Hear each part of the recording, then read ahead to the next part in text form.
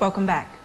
It might be a difficult thing to process, but planning ahead and talking through end-of-life discussions is extremely important. And Dr. John Shallett, an internal medicine physician at OSF HealthCare, joins us to tell us more. Good morning. Good morning.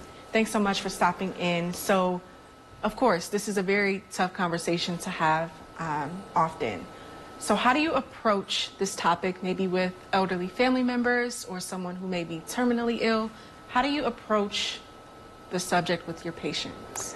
I think the most important thing is committing to the conversation. First, setting aside time during a visit to sit down and have the conversation without hurrying, without interruptions. And then I like to start by asking the patient what they know about where they are in their illness and how it may affect them in the future. Asking them questions gets them involved in the discussion, and I also get a picture of how much they understand and what's important to them. So what resources does OSF have for patients with serious illnesses? The most important resource that OSF has is, of course, their primary care provider. Studies show time and again that the patient's most trusted relationship and their first source of information is their primary care provider.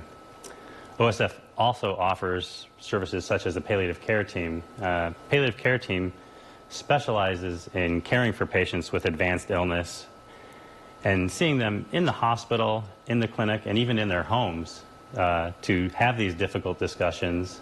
They can also treat their symptoms and help keep them in their homes longer. Absolutely.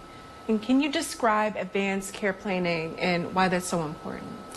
Well, we all like to be in charge of our own decisions, but oftentimes at end of life or with an advanced illness, we're not able to make our own decisions, and then others will have to make those decisions for us.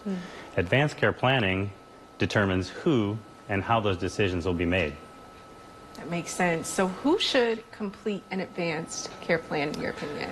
The easy question is everyone. It's awful to think about, but any one of us could be in a situation tomorrow where we're injured or ill and couldn't make decisions, but it's most important for those over age 65 or anyone with an advanced illness like heart disease or lung disease, and then they can do the advanced care planning, and then those records are stored in the electronic record and available for anyone who cares for them.